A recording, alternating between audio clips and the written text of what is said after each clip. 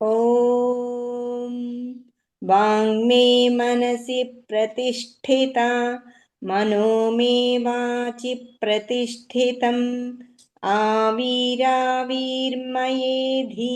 वेदस्य माणिस्तः श्रुतं मे मा प्रहासीः अनेनाधीतेन अहोरात्रान् सन्दधामि ऋतं वदिष्यामि सत्यं वदिष्यामि तन्मामवतु तद्वक्तारमवतु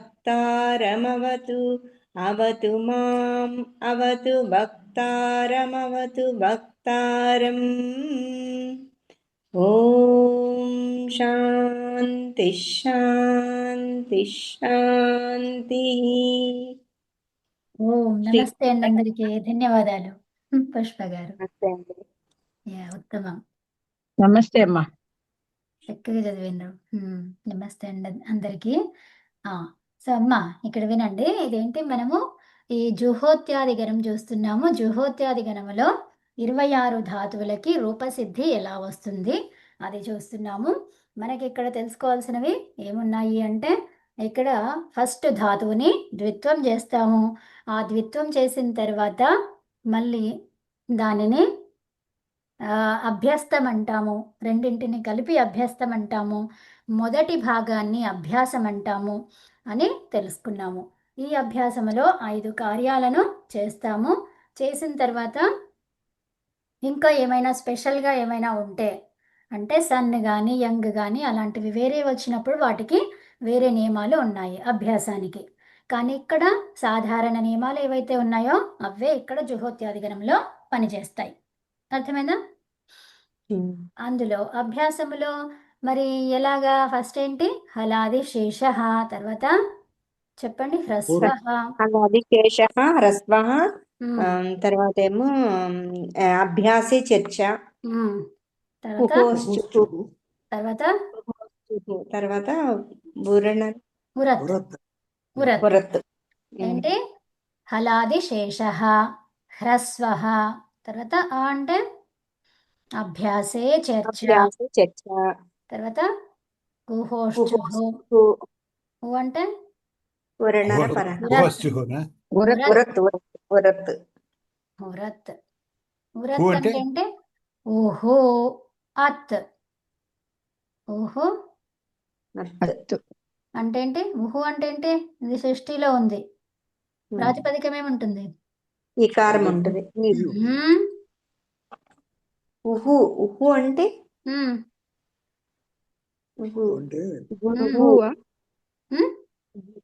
చెప్పిండ్రు. శైలజ గారు చెప్పండి. లేదండి, నేను చెప్పలేదు. ఉన్నాను. ప్రశ్న ఏంటండి? ఎవరో చెప్పారు ఇందాక. ఊ కాదు, ఊహు ఉంది కదా. కాదు, ఊహు అంటే ఏంటి? ఊహు షష్ఠిలో ఉందండి. దేంట్లో వస్తుంది? స్థాని ప్రాతిపదిక ఏమొస్తుంది అని అడుగుతున్నా. ప్రాతిపదికము ప్రాతిపదికం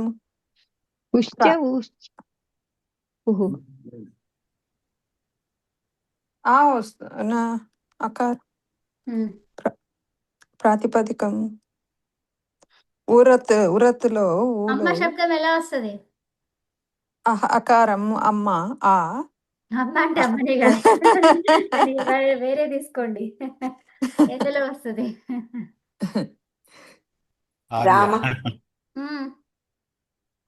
నేనంత క్లూ ఇచ్చినాను, చెప్తున్నారా? మకారం. ఇంకోసారి చెప్పండి మేడం.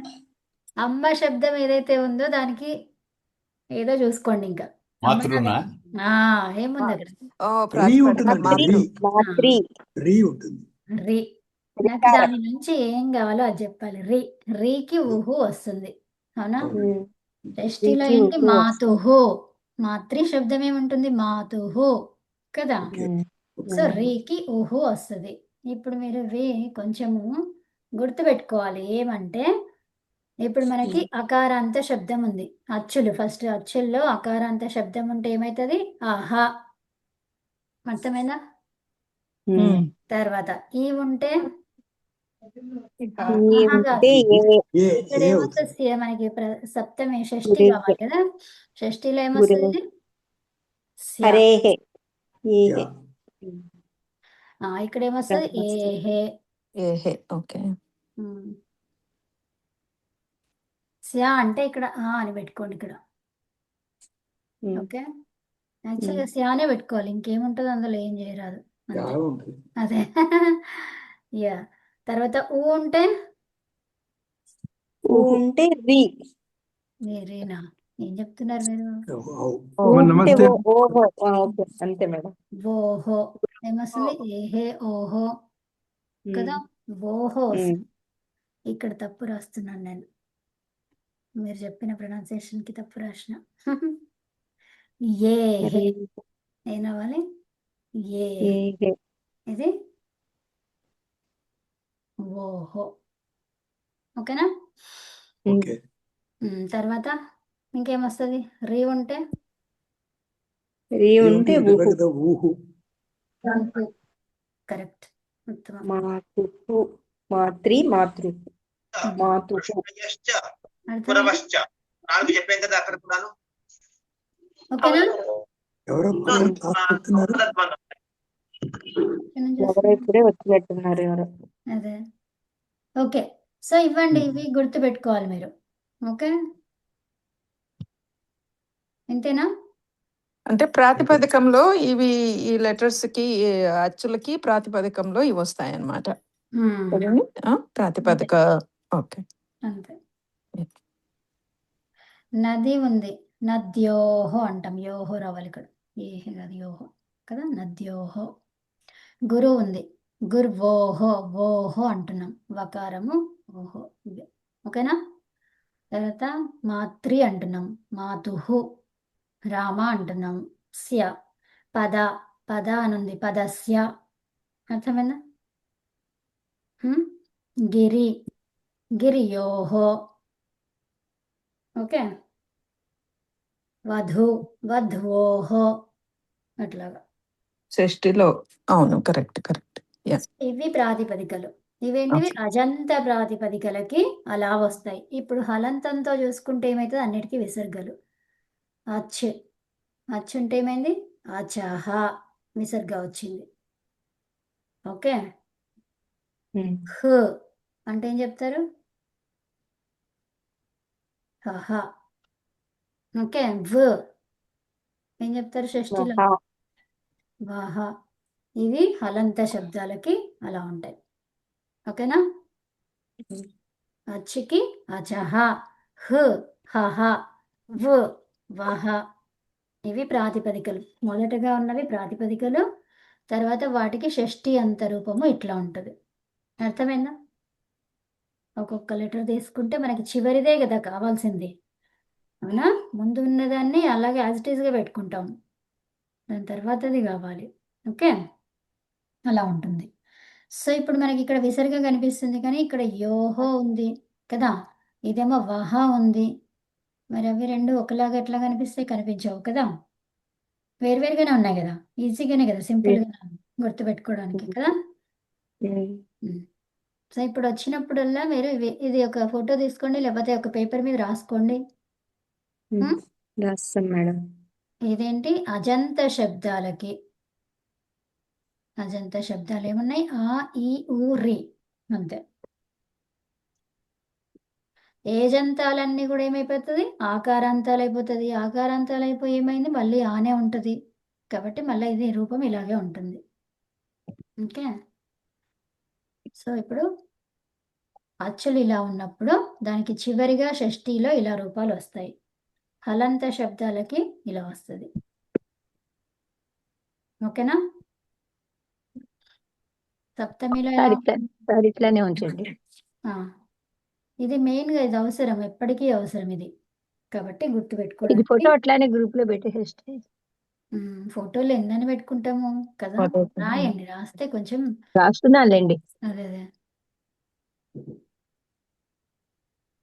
బుర్రలో పెట్టేస్తే దానికన్నా ఉత్తమం లేదు. ఇంకేం లేదు, అదే కరెక్ట్. చూసుకోవటాలు ఫోటోలు ఎత్తుకోవటాలు ఈ ఫస్ట్ కష్టం లేకుండా బుర్రలకి కావాలంటే ఒక్కసారి అపియరెన్స్ ఉండాలి కదా. అవును అపియరెన్స్ మేడం. ఉంటే బుర్రలోకి వస్తుంది, అంటే సాక్షాత్కారం చేసుకోవాలి. అవును. సాక్షాత్కారం ఎట్లా చేయాలి? పేపర్ మీద సాక్షాత్కారం కళ్ళతోని, లేకపోతే internal గా సాక్షాత్కారం, రెండిట్లో ఏదో ఒకటి కావాలి. అంటే అవును. సాక్షాత్కారం మెమరీతో సాక్షాత్కారం. అదే ఆ మెమొరీకి కావాలంటే సాక్షాత్కారం అంటే ఏంటి? ఎట్లా దాన్ని మైండ్ మొత్తము లో అట్లా కదా, అర్థం కావాలి, అర్థమయ్యి జీవించాలి, అప్పుడు అది సాక్షాత్కారం అవుతుంది మెమొరీలో. అర్థమైందా? ఊరికేనే సాక్షాత్కారం అది మెమొరీలోకి రావాలంటేనే సాక్షాత్కారం కావాలి. అర్థమైందా? సాక్షాత్కారం ఉంటేనే మెమొరీలోకి వస్తుంది. ఆ అవును. సాక్షాత్తు అచ్చు కళ్ళ ద్వారానా లేకపోతే లోపల ఇంటర్నల్ గానా? అది ఎనీవే ఫస్ట్ ఆఫ్ ఆల్ సాక్షాత్కారం అయితేనే అది మెమొరీలో ఉండిపోతుంది. అదనమాట. ఈ అచ్చు అన్నారు పైన అదేంటి అచ్చు అచహార అంతేమ్మా. అదే అజంత శబ్దాలకి షష్ఠీలో ఇలా వస్తాయి, హలంత శబ్దాలకి షష్ఠీలో ఇలా వస్తాయి అని రాశారు. ఓకే. సో ఇప్పుడు మనకి అలా చూసుకున్నాము. తర్వాత ఇంకొకటి ఏం చెప్పాము? భ్రియామిత్, భ్రియాదిగణంలో ఉన్నటువంటి 3 ధాతువులకి ఏవేవవి? భ్రీ, మా, హా అంటే డుభ్రీధారణ పోషణయోహో మాంగ్ మానే శబ్దే చ ఓహాంగ్ గతౌ, వీటికి ఏమొస్తుంది? ఇకారం. భ్రియామిత్తులు ఏం రావాలి? భ్రీ అనేది వికారం. ఇక్కడ బ అయిపోయింది, బా నుంచి ఈ అయింది, బి అయింది, బిభర్తి అలా వస్తుంది. ఓకే. తర్వాత మాంగ్ మానేలో ఏమైంది? మిమా అని అలా వస్తుంది, అవునా? తర్వాత ఏమైంది? దీని రూపం ఏమొస్తుంది చెప్పండి? మిమీతే. ఇక్కడ మా అనేది ఏమైంది? అది మీ అయింది, ఆకారానికి ఈకారం, ఈహల్యగోహో. ఓకే. తర్వాత ఓహాంగ్ ఏమైంది? ఓహాంగ్ హాకి ఏంటి?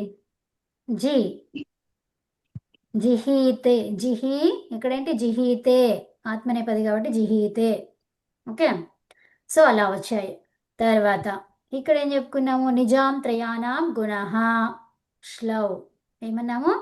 నిజాం త్రయాణం గుణః శ్లౌ. ఇప్పుడు మనం చేసేదంతా కూడా శ్లవ్వే, జుహోత్యాదిగణమే. కాబట్టి ఏమైతుంది? నిజాం అంటే నిజ్ ధాతువు ఏమైపోయింది? అది నే అయిపోయింది, గుణం అన్నాం. అయిపోయింది. నేనేక్తి. ఓకే. సో ఇక్కడ నే ఎందుకు వచ్చి ఇక్కడ తిప్పు ఉంటుంది కాబట్టి నేనేక్తి. ఓకే. ఈ జకారం కకారం అయింది, అవునా? చవర్గము కవర్గం అయ్యింది. చోహ కుహు. ఓకే. సో అట్లాగే విజ్, వేవేక్తి, విష్, వేవేష్టి. ఇక్కడ షా, షా ఉంది అంటే షా పక్కన తకారం టకారం అవుతుంది. ఓకే. ఈ తవర్గం అంతా టవర్గం అవుతుంది, అది గుర్తుపెట్టుకోండి. షా తర్వాత తవర్గం అంతా టవర్గం అవుతుంది. ఈ చవర్గం ఉంటే చవర్గం తర్వాత తవర్గం ఉంటే ఏమైంది? ఈ తవర్గం అంతా చవర్గం అవుతుంది. ఇక్కడ సకారం ఉండి ఇక్కడ షకారం ఉంటే ఈ సకారంగా సకారం మారుతుంది. షకారం అవుతుంది, అవి గుర్తుపెట్టుకోండి. ఓకే. అయ్యో కొంచెం చెప్పండి. Sorry um. Sorry, I know I'm taking it to the very primitive. సకారం షకారం ఇలా ఉంది. అవును. ఇప్పుడు ఈ సకారం ఏమవుతుంది? షకారం అవుతుంది. ఓకే. ఓకే. అన్ని కారం అంటున్నప్పుడల్లా మీరు ఇది హల్లుగా చూసుకోవాలి, గమనించుకోవాలి. ఓకే. తర్వాత ఇప్పుడు ఈ షకారం ఉంటే ఇక్కడ తా ఉంది, షకారం తర్వాత తా ఉంటే ఇదేం కావాలి? తవర్గం. తవర్గం తా అంటే తా ఒకటే కాదు, త థ ద ధ న, అందులో ఏ ఒక్కటి ఉన్నా కూడా అదంతా కూడా టవర్గంగా మారిపోతుంది. టవర్గం అవుతుంది. టవర్గం అవుతుందా షాప్ Correct. తర్వాత? ఓకే. కరెక్ట్. ఓకే. ఓకే. తర్వాత ఇంకేం చెప్పుకున్నాము? ఈ షకారం తర్వాత సకారం ఉంటే ఏమవుతుంది? ఈ సకారము షగా మారుతుంది. సకారం అవుతుంది. ఓకే. ఈ రెండిటికి యోగే అంటాం అనమాట. ఇది ఇలా ఉన్నా ఒకటే, ఏది మారుతుంది? సకారమే మారుతుంది. ఓకేనా? Yeah. సో నెక్స్ట్ అవి గుర్తుపెట్టుకోండి. అందుకంటే ఇక్కడ తానే వస్తుంది, షకారం తర్వాత తా ఉంటుంది కాబట్టి ఏమైంది? అది అలా అనమాట. సో చవర్గం ఏమవుతుంది? కవర్గం అవుతుంది ఎప్పుడు? పదాంతములో. ఓకే. పదాంతము లేకపోతే ఝల్. ఓకే. సో ఝల్ పరంగా ఉండడం, రెండిట్లో ఏదన్నా ఒక ఆప్షన్. తర్వాత సో ఇప్పుడు ఏం చెప్పుకున్నాం? ఇక్కడ గ్రీ, ఇవన్నిటికి ఏమైంది? అది ఉరత్, అవునా? ఉరత్ చెప్పుకున్నామా? రికారాంత ధాతువులకి ఏమొస్తుంది? రి- ఉరత్ రి- అంటే రి- అకారం. అమ్మ ఉరత్ అంటే రి అని చెప్పొద్దు. ఊ వస్తుంది. ఊ రాదు. ఏమొస్తుంది? ఉరత్ ఒక్క నిమిషం ఆగండి. ఇది ఫస్ట్ ఉరత్ అంటే దీన్ని ఫస్ట్ బ్రేక్ చేయండి. ఊహు ఏమన్నాము? ఏమొస్తుంది? రి నాట్ రి రుకారం. దేనికి అంటే రికారానికి అని చెప్పండి. అవును. ఏమొస్తుంది అంటే అకారం. అత్తిది. ఇది అత్ ప్రథమలో ఓకే. ఉంది. ఇది ప్రథమలో ఉంది. ఇది షష్ఠిలో ఉంది. ఈ ఓకే. షష్ఠికి ప్రాతిపదికం ఏంటి? ఇదన్నమాట. ఈ స్థానములో ఉహు అనే స్థానములో ఎవరున్నారు? రి. ఆ రీకి ఆ అనేది ఆదేశంగా వస్తుంది. ఓకేనా? ఉమ్. ఉహు అత్ అన్నమాట. ఉహు అత్. ఉరత్ అంటే అనే ఉంది. ఉరత్తులో అంటే ఇక్కడ ఈ ఓకే. మేడం అంటే అతను ఇక్కడ ఈ ఋషి రసాయనం తాలూ దానికి సంబంధం లేదా అది ఆ హ్మ్? ఋటు రసాయనం తాలూకు హ్మ్. ఉంది కదా, ఉంటేనే కదా. ఒక నిమిషం ఆగండి. ఫస్ట్ ఏంటి? అదే ఆ యాంగిల్లో చెప్పండి నాకు చెప్తాను. ఫస్ట్ ఇదేంటి? ఉరత్. దీన్ని విడదీయండి. ఊహ అత్ ఉహు అత్ ఊహా కాదు, ఉహు. ఉహు ఉహు అత్ ఓకే ఉహు అత్. అవునా? సో ఇప్పుడు ఇదేంటిది? విసర్గ ఏంటిది? అది రేప. అవునా? రేప సో మరి రేప రేపలాగే ఉండిపోయింది ఇక్కడ. ఉహు అత్ అని రాయలేదు. ఎందుకు? ఉమ్. 2 పదాలు ఉన్నాయి అక్కడ. అవునా? రెండిటి మధ్య ఇక్కడ ఈ విసర్గని ఇలా ఉంచడానికి వీల్లేదు. ఎందుకన్నాము? ఎందుకు అంటే ఇక్కడ ఏముండాలి? కర్రు వర్ణం ఉండాలి. కర్రు వర్ణం ఉంటేనే ఇక్కడ విసర్గ వస్తుంది. అర్థమైందా? కర్రు ఓకే వర్ణం లేకపోతే రేపలాగే ఉండిపోతుంది అని చెప్పుకున్నామా? అంటే ఏంటది? ఉర్రు అత్ అన్నమాట. రేపగలానే ఉండిపోయింది. సో కలిపేసేటప్పుడు ఉరత్ అయింది. అర్థమైందా? మనం ఏమన్నాం? ఖరవసానయో విసర్జనీయ అన్నాము. ఈ ఖరవసానయో విసర్జనీయ అంటే ఏంటి? రేపకి చివరిగా ఏముండాలి? అవసానం. అవసానం అంటే ఏంటి? ఎండ్ అండ్ ఏం లేదు అక్కడ. ఆ అక్షరాలు ఇంకేం లేవు అక్కడ. అక్షరాల యొక్క అభావం. అవునా? అవసానం. సో అంటే ఏంటి? ఫస్ట్ అక్షరాలు లేవు.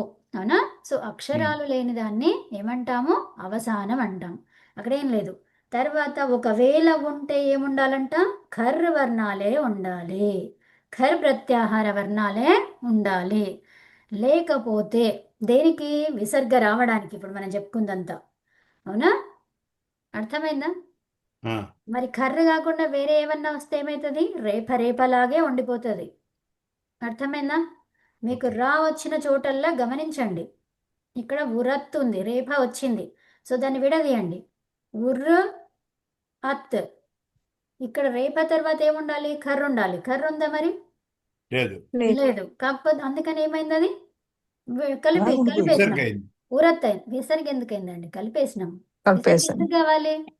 విసర్గ కాలేదు అది. ఓకే అందుకే ఆ సూత్రం ఉరత్ అయిపోయింది. మనము విడదీసుకుంటున్నప్పుడు ఏమైంది అక్కడ? ఇది వేరుగా ఇది వేరుగా అనుకున్నప్పుడు ఏమైంది అక్కడ? అంటే ఉ- ఓకే ఓకే ఉహు ఆ అత్. కర్వర్ణం వస్తే విసర్గత వస్తుంది అది ఇది కర్రవర్ణం కాదు కదా, అందుకని కాదు అది అలాగే కాదు ఉండిపోయింది. రుకారం. అవునండి అవునండి అర్థమైందా? కర్రవర్ణం ఉంటే ఏమయ్యేది? అది విసర్గ అయ్యేది. అవును. అర్థమైందా? చేంజ్ అయ్యేది కాదు. యా. చేంజ్ అయ్యేది. ఆ, కర్ర అవును. ఉంటే విసర్గ అయ్యేది. అయ్యేది. ఇప్పుడు అవును. కర్ర లేదు కాబట్టి, కర్ర అంటే ఏంటి చెప్పుకున్నాం? 13 అక్షరాలు. ఏమేమవి? 2 1. రెండు అవునా? ఒకటి వర్గ, ద్వితీయ, ప్రథమ, తర్వాత శాష, సర్. ఈ 3. 10 + 3 ఎంత? 13 అక్షరాలు ఉండాలి. ఆ 13 అక్షరాలలో అచ్చులు ఉన్నాయా? అచ్చులే లేవు. లేవు మరి అది కర్ర కాదు. సో కర్ర కాదు కాబట్టి ఏమైపోతుంది? రేప అలాగే ఉండిపోతుంది. విసర్గ కావడానికి వీల్లేదు. అర్థమైందా? ఎప్పుడైతే యా. కర్రలో 2 1 అంటే అవి వర్గీయ ఇవ్వండి. వర్గీయ. కరెక్ట్. వర్గాల్లో ఉన్న ప్రథమ ద్వితీయ అక్షరాలని కర్రవర్ణాలు అంటారు. ఓకే. ప్రథమ ద్వితీయ అక్షరం. యా. ఇక్కడ క- అంతేకాదు ఇంకా 3. ఇంకా 3 శేష శాష స- సహ. శాష సహ. 2 1 అంటే ఏంటంటే మీరు అది చెప్పిన దానికి ఆన్సర్ అది కదా. అవును. అవును. థ్యాంక్స్. యా. అవును. యా. సో అలాగా అర్థమైందా? ఇప్పుడు గమనిస్తుండండి సూత్రాలను. ఖరవసానయో విసర్జనీయ అన్నాం. ఇక్కడ కూడా గమనించండి. ఖరవ సాన योः విసర్జనీయః. ఇప్పుడు దీన్ని గమనించండి, చెప్పండి అక్కడ ఇది కరెక్టేనా? ఏం చేయాలి ఇప్పుడు అది?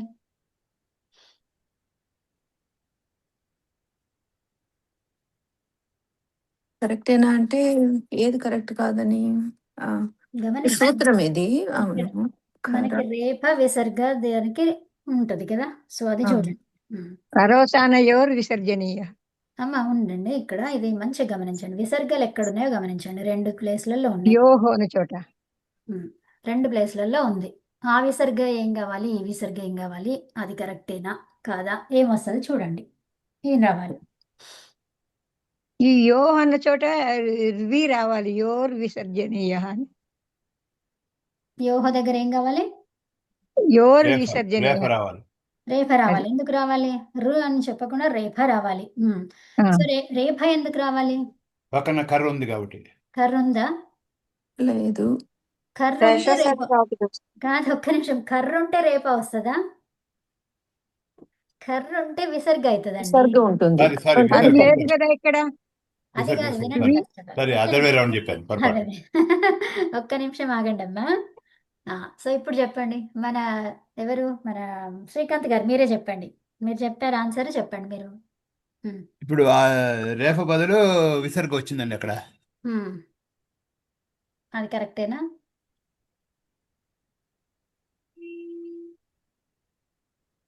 చెప్పండి.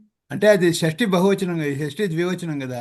అది కరెక్టే, కానీ ఇప్పుడు ఆ. మనం ఇది మొత్తం కలిపి రాస్తున్నప్పుడు ఇలా విడిగా అట్లా రాయొచ్చా?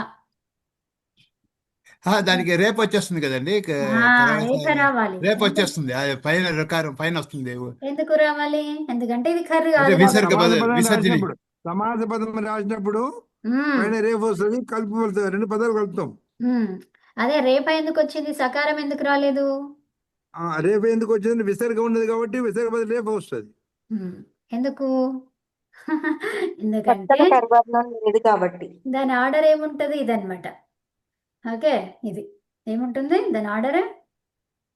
ఏముంది చూడండి, సు నుంచి స్, తర్వాత ర్, తర్వాత విసర్గ. ఇప్పుడు ఇట్లా ఓహో. వెళ్తే ర్, విసర్గ ర్, స్, సు. ఓకే అర్థమైందా? ఓకే. దాని ఆర్డర్ వెనక నుంచి కిందికి, కింద మళ్ళీ నుంచి చెప్పరా ఒకసారి, మళ్ళీ చెప్పరా? ఎక్కడుంది చూడండి, కింద రాశాను, కింద లెఫ్ట్ సైడ్ రాశాను దాని ఆర్డర్. ఏముంది? అనునాసికము, సకారము, మళ్ళీ రకారము, ఇది విసర్గ. విసర్గ. మళ్ళీ మళ్ళీ విసర్గ నుంచి విసర్గ, ఎటు వెళ్తుంది? విసర్గ, రేఫ, సకారము, అనునాసికము. అనునాసిక సకారం. సో ఇదేంటి, ఇది దీని ఆర్డర్ని గుర్తుపెట్టుకోవాలి, left to right, right to left, అట్లా. Okay, okay. Left to right, right to left. దాని ఆర్డర్లో ఏమేమి ఉన్నాయి? సకార రేఫ విసర్గ, విసర్గ రేఫ సకార. ఓకే, ఇది ప్రస్తుతం ఈ ఆర్డర్ గుర్తుపెట్టుకుంటే మనం కైవల్యం గుర్తుపెట్టుకొని కైవల్యం చేతికి వస్తుంది. గుర్తుపెట్టుకొని ఏం చేయాలి? ఇక్కడ కర్ర వర్ణం లేదు కాబట్టి రేఫ అలాగే ఉంటుంది. రేఫ విసర్గ కావాలి అంటే కర్ర వర్ణం ఉండాలి, లేదా ఏమీ లేకుండా ఉండాలి. సో ఇప్పుడు విసర్జనీయ చూడండి, అక్కడ ఏమైంది? అది రేఫనే, అక్కడ ఉన్న దానికి పూర్వం ఏముంటుంది? దాని తర్వాత రేఫ. లేదు కదా, అది ఏమీ లేదు అవసానం కాబట్టి కదా, అవసానం. కాబట్టి విసర్గ. అర్థమైందా? దీని తర్వాత ఇంకా వర్ణాలు ఉన్నాయి, వర్ణాలు ఉన్నాయి తర్వాతి కదా. వర్ణాలను బట్టి ఇది రేఫనా లేకపోతే ఇది అని తెలుస్తుంది. అంతే, అర్థమైందా? మన అనుసారానికి కూడా అంతే కదా. అంతే. ఓకే, సో అదండి. సరే, ఇప్పుడు మనకి శ్రీ అనేది చూసుకున్నాం. ఇక్కడ శ్రీ, వ్రీ, ఘ్రీ, రీ, అవునా? సో ఇవన్నీ ఏమైపోయినాయి అంటే అకారం ఆదేశం వచ్చింది, రీకి అకారం ఆదేశం. సో అప్పుడు అకారం వెంటనే వచ్చిన తర్వాత ఎవరు వస్తారు? రేఫ వస్తుంది. అంటే ఏంటి, అవన్నీ కూడా అర్ర అయిపోతాయి. ఓకే, సో ఇప్పుడు ఘ అనేది ఏమైంది? అది గర్ర అయింది. మళ్ళీ తర్వాత కవర్గం, ఇది కవర్గం అంతే ఏం కావాలి? చవర్గం కావాలి. చ అయింది. చర్ అంటే ఏం తీసుకుంటారు ఇప్పుడు? ఒకటే అక్షరం, హలాదిశేష చ. ఇప్పుడు హ్రీ ఏమైంది చెప్పండి అభ్యాసంలో. రీ హర్ర అయింది. సరే. జా వచ్చింది. జర్ జా ఉత్తమం. తర్వాత నెక్స్ట్ రీ రీ అంటే రీకి ఊ ఊ అవుతుంది కదా. మరే దేవుడా ఎందుకు వస్తుందమ్మా? అర్ర వస్తుంది. ర్యాప్ అర్రే. అవుతుంది కదా. అర్థమైంది. ఒక్క నిమిషం. అర్రే. అర్రే. అర్రెలో ఇప్పుడు ఏం కావాలి? హలాది శేష ద్వారా. ఆ వస్తుంది. మరి అక్కడ హల్లే లేదు కదా, ఆదిలో హల్లుందా? లేదు. లేదు. అయితే సూత్రం ఏం అర్థమైంది మీకు? ఏం చెప్తున్నారు దాంట్లో చెప్పండి. ఆ. హలాది శేషకాల్ హలాది శేష అనే దాంట్లో లేకపోయినా మొదటి హల్లు లేకపోయినా కాదు, తీసుకోమని. లేకపోయినా అని అనలేదు. అందులో ఏమన్నారు? ఆది హల్లు శేషిస్తుంది, మిగిలినవన్నీ అది హల్లు. లోపిస్తాయి. అవును. అవునా? అంటే మరి ఉమ్. ఆదిలో హల్లు లేదు కాబట్టి అది డోంట్ వర్రీ. తర్వాత ఏంటి? మిగిలిన హల్లులు లోపిస్తాయి కదా. ఉమ్. మిగిలింది ఏంటి మరి ఇప్పుడు? ఆ, ఓకేనా? రేప. ఉమ్. రేప ఏంటి? రేప మిగిలిందా? ప్రకారం లోపిస్తుంది.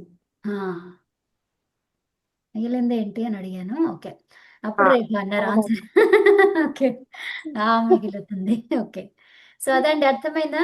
హలాది శేష అంటే నా మైండ్ లో ఉన్నది చెప్దామని అనుకుంటున్నా, ఈ లోపు మీరు అదే. క్వశ్చన్ చేశారు. ఇక్కడ ఏంటి? హలాది శేష అంటే ఆది హల్ శేషిస్తుంది.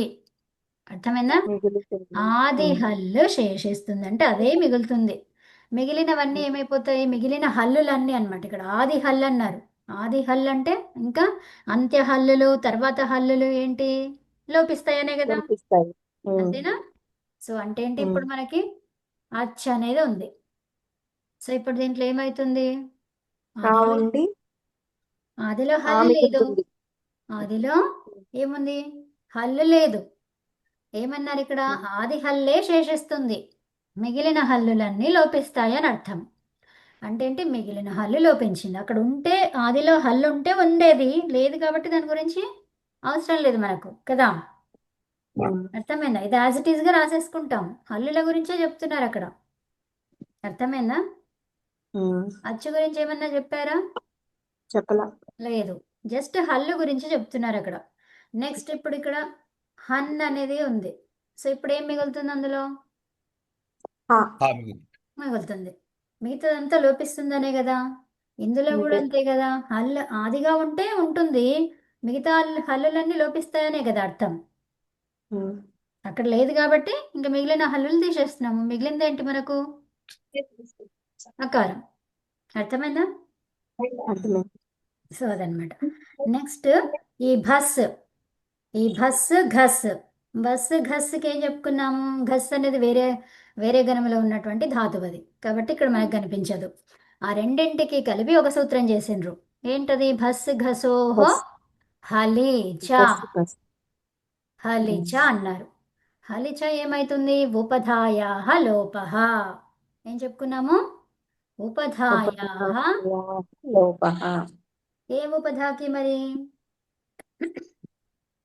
ఏ ఉపధాకి లోపం చేయాలి కదా. ఏ ఉపధా అన్నారు అక్కడ? అదేంటి?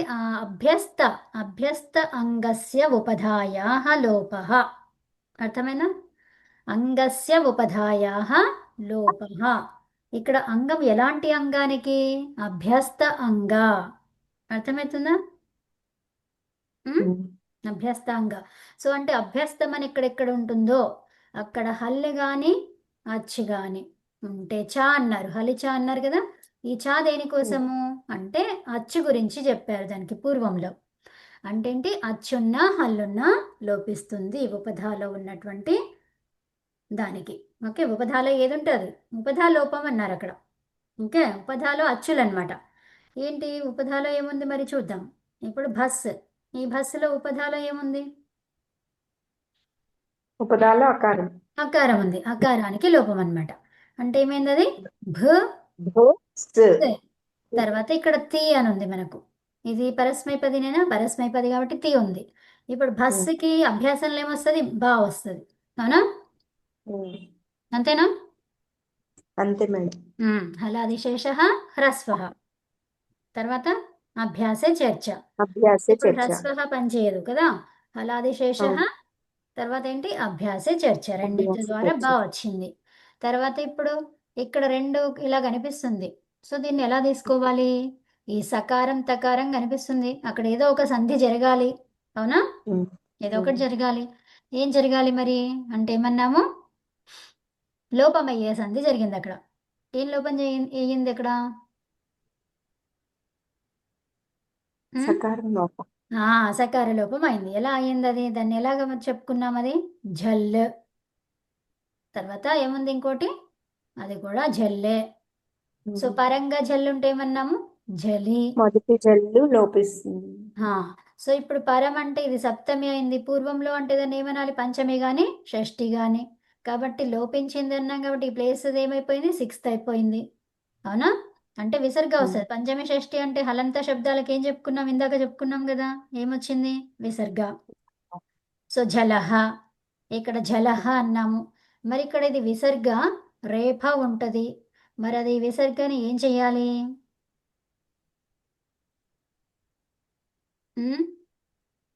ఏం చేయాలి? సో విసర్గ రేఫగా ఉందా? ఇప్పుడు సకారం వచ్చిందా? ఉకారం వచ్చిందా? అదేమైందో చూడండి. ఇప్పుడు ఝ అనేది ఏంటిది? కర్వర్ణమా? ఝా కర్ర కాదు మేడం. కాదు. ఝ కర్రు కాదు. సో అప్పుడు దానికి ఇక్కడ ఏమొచ్చింది? ఊకి విసర్గకి ఏమొచ్చింది? ఆదేశము ఊ వచ్చిందనమాట. అర్థమైందా? అంటే అక్కడ ఉన్నటువంటి రేఫ కానీ సకారానికి కానీ ఏం ఆదేశం వచ్చింది? ఊ వచ్చింది. అర్థమైందా? సో ఊ ఆదేశం అయిపోయి అదేమైంది? అది ఓ అయిపోయింది. ఏమైంది? ఊకి గుణం అయితే ఏమైంటది? ఓ అవుతుంది. అర్థమైందా? అవుతుంది. సో ఇప్పుడు ఏమైంది? అది ఝల్ ఓ. ఏమైంది? ఝలో. ఝలో ఝలి. సూత్రం ఏంటి? జలో జలి. ఝలో ఝలి అంటే ఏం చెప్తున్నారు? ముందు ఉన్నటువంటి ఝల్లుకి లోపం. సో అది సకారం. ఓకేనా? సో అలా చూసాము.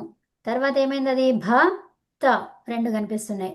అంటే ఫోర్త్ లెటర్ తర్వాత తకారం కనిపిస్తుంది. ఫోర్త్కి తకారానికి ఏం లింక్ ఉంది? ధా లింక్ ఉంది. అవునా? ఝషస్తతోర్దోధః. ఓకే. సో ఇప్పుడు మళ్ళీ ఫోర్త్ కనిపిస్తుంది. రెండు 4 కనిపిస్తుంది. 4ని ఏం చేస్తాము? ఇది ఇక్కడ ఏది ఉన్నా కూడా ఏమవుతుంది?